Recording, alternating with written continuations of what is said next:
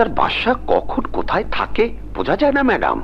সবাইকে খুঁজলে পাওয়া যাবে, কিন্তু ওনাকে খুঁজলে পাওয়া যাবে না। কিন্তু ইন্সপেক্টর বাদশাকে আমার খুবই দরকার।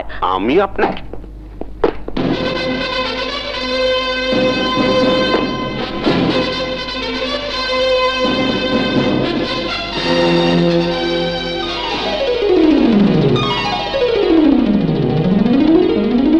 এটার প্রাইস কত? 50 টাকা। Wow,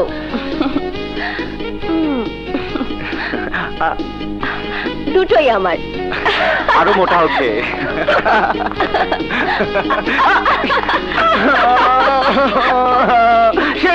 sorry.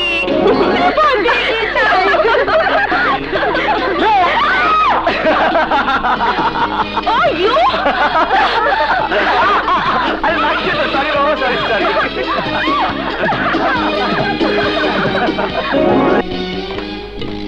এই থামো থামো থামো।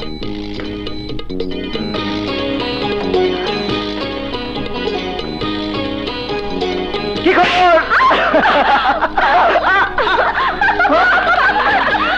দাঁড়াও।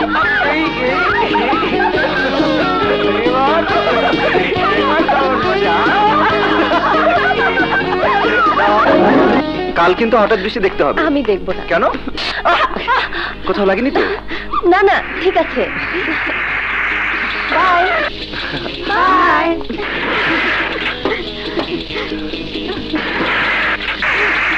বাই। আচ্ছা ভাই, তুমি মৌকে খুব ভালোবাসো না?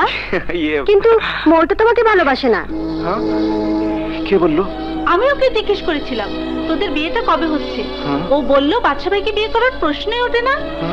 আমি অবাক হয়ে বলেছিলাম তুই ওকে ভালোবাসিস না? বলল হ্যাঁ ভালোবাসি, তবে বন্ধুর মতো, এর বেশি কিছু না। আমার স্বামী সেই হবে যাকে আমার বাবা পছন্দ করে দেবে। বাচ্চা ভাই, বাচ্চা ভাই, আমার ভাইয়া খুন হয়েছে। হ্যাঁ আমি শুনেছি, কিন্তু তোমার ভাইয়া তো খুন হয়নি, আত্মহত্যা করেছে। না, আত্মহত্যা করেনি, খুন হয়েছে। এ কথা আমি কাউকে বিশ্বাস করাতে পারছি না বলেই তো তোমার কাছে এসেছি। ওর নিজের হাতে লেখা স্বীকারোক্তি পাওয়া গেছে। ঘটনাটা সত্যি নয়। বাবা কোনোদিনও সুমির সাথে বিয়ে দিতে অস্বীকার করেনি, আর সুমি কোনোদিনও আমার ভাইয়াকে ভালোবাসেনি। সুমি ভালোবাসে রাজাকে। সুমিটাকে?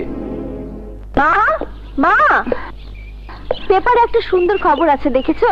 কিসের খবর? রাজীব খানের একমাত্র ছেলে মিশা খান গলায় দড়ি দিয়ে আত্মহত্যা করেছে। এসব কি বলছিস তুই? ঠিকই বলছি। ওই ছেলেটা নাকি আমাকে খুব ভালোবাসতো। আমাকে বিয়ের কথা নাকি তার বাবাকে বলেছিল। তার বাবা অস্বীকার করেছে, তাই গলায় দড়ি দিয়ে আত্মহত্যা করেছে।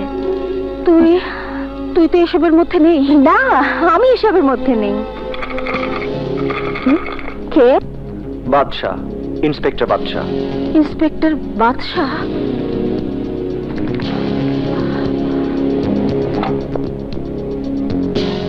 কে চাই? আপাতত আপনাকে দেখতে এলাম।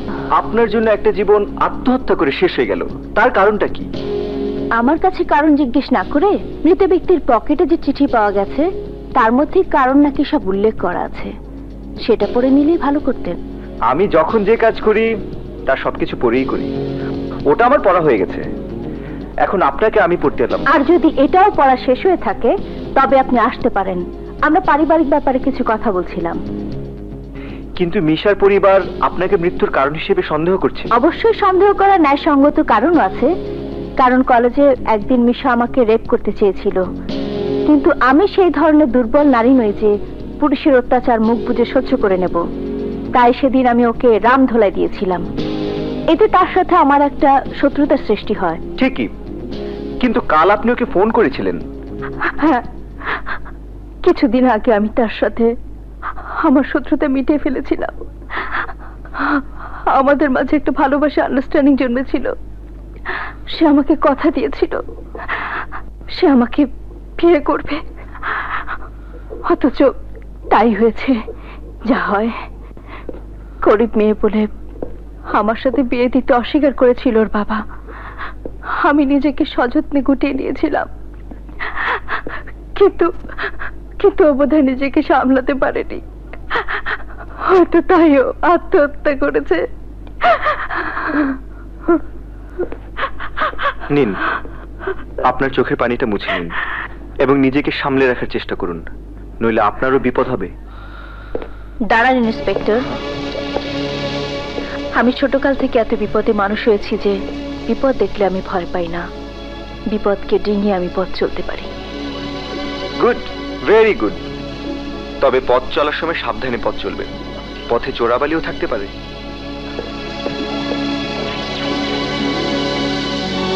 সুমি, তুই তুই মিশাকে খুন করিসনি তো?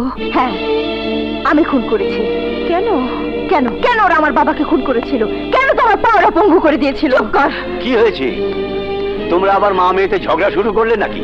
ভাইজান, সুমির বেটা তাড়াতাড়ি দিয়ে ফেলো। রাজার বাবার কাছে তুমি একবার যাও। কিন্তু রাজা বিরাট বড় লোক, এমপির ছেলে, প্রস্তাব নিয়ে গেলে ফিরিয়ে দেবে। আমি বলছি ফিরিয়ে দেবে না। রাজার মা নিজে এসে বিয়ের কথা বলে গেছে। তুমি তাড়াতাড়ি বিয়েটা করিয়ে দাও, নইলে আমার মেয়ের মনে শান্তি আসবে না। ঠিক আছে ঠিক আছে, আমি যাব। আমিও তোমার সঙ্গে যাব মামা।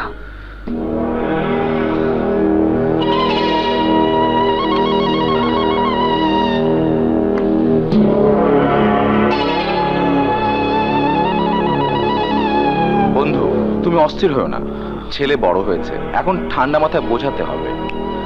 কিন্তু ওর ব্যবহার আমার মাথা গরম করে দেয়।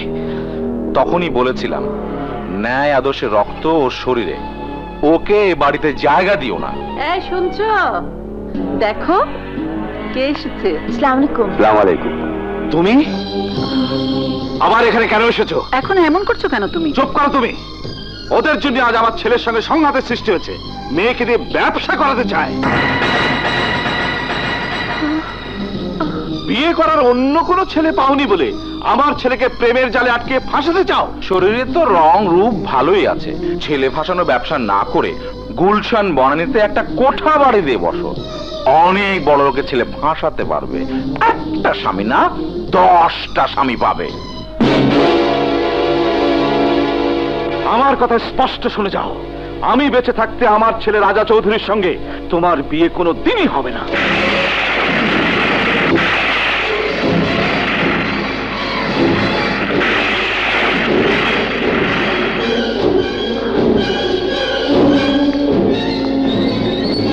সুমি, সুমি শোনো।